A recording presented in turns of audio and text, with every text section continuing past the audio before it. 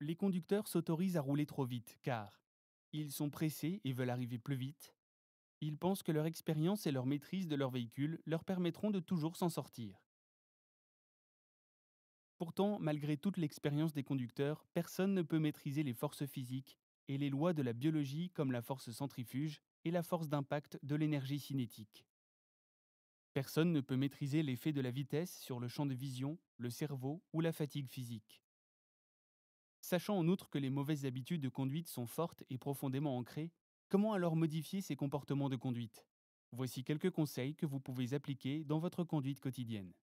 Afin de ne pas réaliser d'excès de vitesse, pensez à utiliser le limiteur de vitesse qui bloque l'allure, même si vous continuez d'appuyer sur la pédale d'accélérateur. Les GPS également nous informent des limitations en cours sur les routes que nous empruntons. Ils nous indiquent également les accidents ou les perturbations sur les routes comme des bouchons. Cela est très utile pour anticiper les ralentissements et maîtriser notre allure. La majorité des accidents à cause de la vitesse proviennent du manque de respect des distances de sécurité. Voici d'autres conseils permettant de garder votre vigilance accrue. Lorsque vous conduisez, pensez toujours au pire. La voiture devant vous pile. Et demandez-vous sincèrement si vous arriveriez à freiner à temps.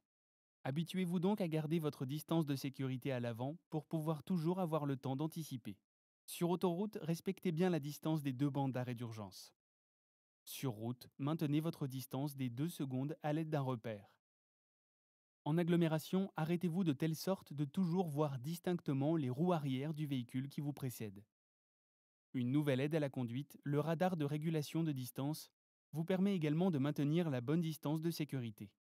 Si vous vous rapprochez trop près de la voiture devant vous, soit le système régule votre limiteur de vitesse et la voiture décélère alors de manière automatique, soit un signal sonore retentit pour vous avertir du danger.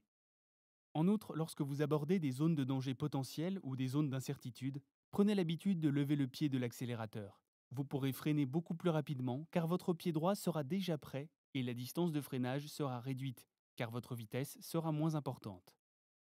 Pensez enfin à bien vous attacher en tant que conducteur et vérifiez que tous vos passagers, surtout les enfants, portent bien leur ceinture de sécurité ou sont bien positionnés sur leurs sièges spéciaux.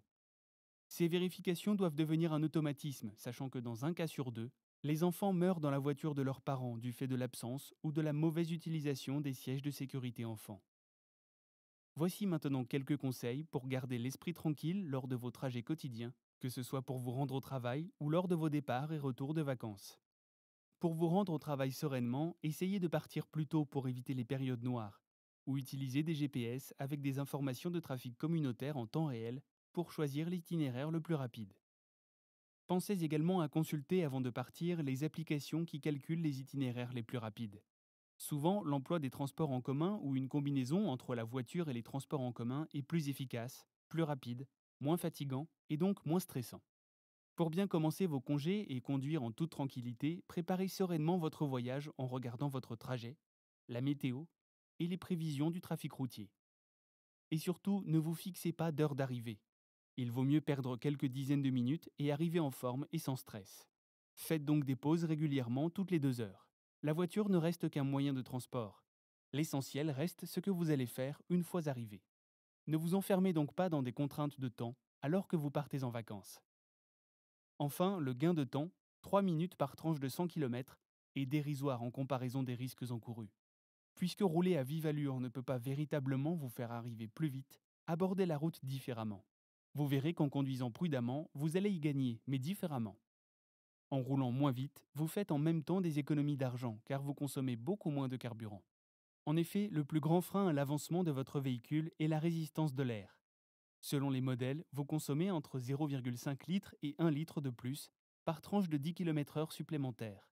De surcroît, étant donné que la consommation de carburant augmente de manière exponentielle avec la vitesse, une réduction de 10 km/h, 120 km/h au lieu de 130 km/h, produira une réduction importante de la consommation. Réduire sa vitesse permet également de moins polluer, puisque vous consommez moins de carburant. Sur autoroute, le fait d'abaisser sa vitesse de 130 à 110 km/h permet de limiter les émissions polluantes de 22% environ. Comme il est apparu, la vitesse provoque fatigue physique et psychologique. Elle est un facteur de stress et d'énervement.